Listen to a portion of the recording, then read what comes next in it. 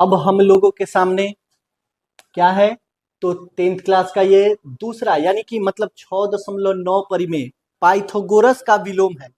कौन सा परिमेय है? पाइथागोरस का विलोम है। तो पाइथागोरस का विलोम, देखो पाइथागोरस तो समझ गए होंगे कि हाँ क्या कहते हैं कि किसी समकोण त्रिभुज का बड़ी भुजा का वर्ग अन्य दो भुजाओं के वर्गों के योग के बराबर होता है। तो अब उसमें दिया हुआ था कि बड़ी भुजा का वर्ग माने समकोण त्रिभुज दिया हुआ है और सिद्ध करना है भुजा को। कौन दिया हुआ है? भुजा को सिद्ध करना है। कौन दिया हुआ है? भुजा को सिद्ध करना है। और इसमें भुजा दिया हुआ है, कोण को सिद्ध करना है। ठीक है, तो क्वेश्चन पढ़ते हम लोग। परिमेय यानी कि किसी त्रिभुज की, समकोण त्रिभुज नहीं बोला क्योंकि उसमें समकोण त्रिभुज बोला है, इसमें बोला है किसी त्रिभुज की।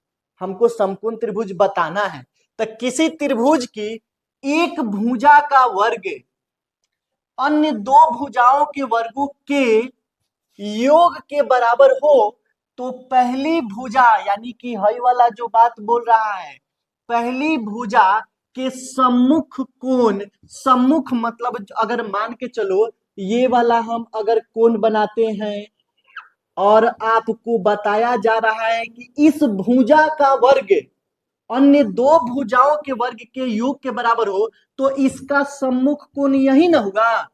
तो इसका सम्मुख कोण कौन हो गया? फिर से यहां से बताते हैं आपको। कह रहा है कि एक त्रिभुज है जिसमें एक भुजा यानी कि एक बड़ी भुजा की बात हो रही है, इसका वर्ग यानी कर्ण का वर्ग अन्य दो भुजाओं के वर्ग के बराबर होता है, यानी लंब के और किसके? आधार के वर्ग के बराबर होता है। तो सिद्ध कीजिए कि कर्ण जो है ना उसके सामने वाला क्या होगा? 90 डिग्री का होगा। यही आपको क्या करना है? सिद्ध करना है। तो चलो एक त्रिभुज बना लेते हैं। नाम तो कुछ बोला नहीं है, फिर भी बनाना पड़ेगा, जिसमें ए बी और सी कर लिए। ठीक है, यहां क्लियर हो गया। तो दिया हुआ है त्रिभुज एबीसी में, और ये भी दिया हुआ है कि AC स्क्वायर यानी कर्ण स्क्वायर बराबर क्या है? लंब स्क्वायर प्लस आधार स्क्वायर। इतना समझ में आ गया। अब यहाँ पे इस चीज को लिखा गया है कि AC स्क्वायर बराबर AB square plus BC square समीकरण एक। तो सिद्ध क्या करना है? तो सिद्ध करना है कि कोण B बराबर क्या है? 90 डिग्री है। इतना समझ में आ गया। क्वेश्चन तक हम लोग समझ। अब रचना एक और अन्य त्रिभुज करेंगे। रचना में एक अन्य क्या करेंगे? अन्य त्रिभुज DEF। अब DEF हम क्यों बोले हैं? क्योंकि ABC तो पहले से दिया हुआ है, तो इसका मॉडल तैयार करने के लिए दूसरा हमको लेना पड़ेगा कि नहीं, नमूना, ताकि उसको सिद्ध करेंगे तो ये हो जाएगा। तो हम लोगों को क्या करना होगा?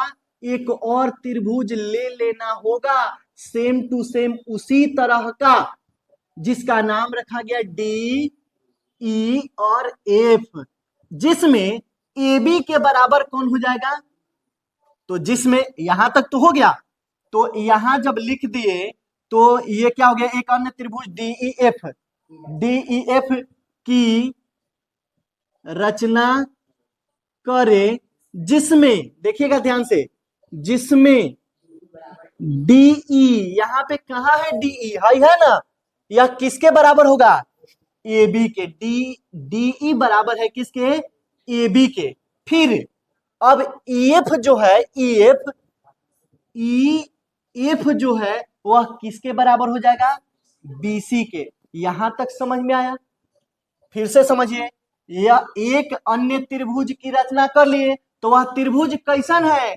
तो यहां जो DE है वह किसके बराबर है, और यहां जो EF है वह किसके बराबर है?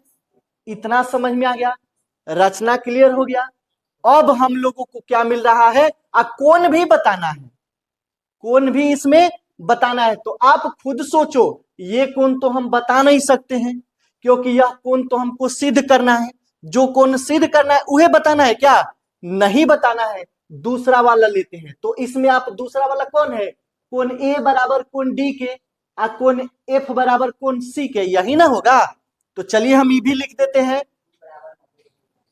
अब सुनिएगा, एक और चीज बात करते हैं। तो ये तो आपको पता चल ही गया कि कोण ए बराबर किसके होगा, इसके, और ये बराबर किसके होगा। लेकिन ये जो अगला हम क्वेश्चन, अगला जो नमूना तैयार किए हैं, अगला जो बनाए हैं ना, तो कोण ई जो है वह कितने डिग्री का है। तो इसमें लिख देते हैं कोण ई बराबर, क्या लिखें, कोण ई बराबर कितना डिग्री है, 90 डिग्री। यहां तक क्लियर।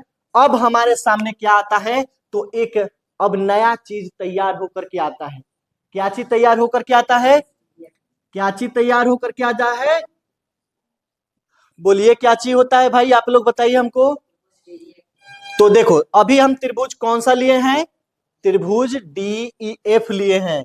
तो त्रिभुज डी ई एफ में पाइथागोरस परिमेय से, पाइथागोरस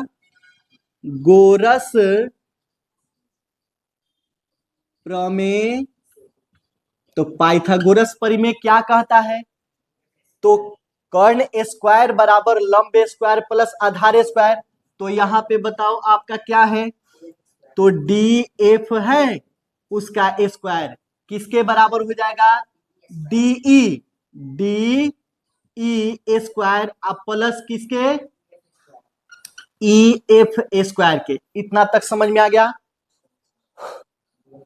अब यहां सुनिएगा, ये जो डीएफ है वह किसके बराबर है, यानी कि डीएफ जो है वह आप खुद सोचिएगा, डीई जो किए हैं वह किसके बराबर किए हैं, इतना किए हैं ना। डीई जो है वह किसके बराबर किए हैं, ए बी के, और ईएफ जो है वह किसके बराबर है। तो जहां होगा वहां हम बदल सकते हैं कि नहीं बदल सकते हैं, बदल सकते हैं ना। क्या हो गया, अब डीएफ हो गया, डीएफ स्क्वायर बराबर, अब यहाँ पे डीई जो रखे हैं, तो बताओ आप खुद देखो कि डीई के जगह पर क्या है, तो ए बी स्क्वायर हो गया, प्लस ईएफ के जगह पर क्या है, बीसी है, तो बीसी स्क्वायर हो गया। यहां तक समझ में आ गया, कोई दिक्कत यहां तक किसी को भी,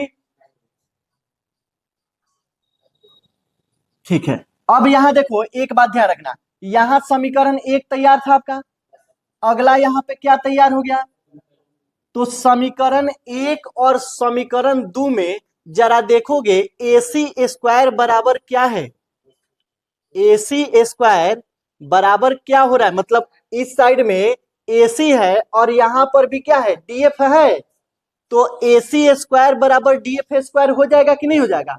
तो समीकरण एक क्या है, समीकरण एक और कितना से, और दो से क्या हो रहा है, तो डी एफ स्क्वायर बराबर एसी स्क्वायर। यहां तक समझ में आ गया, कोई दिक्कत।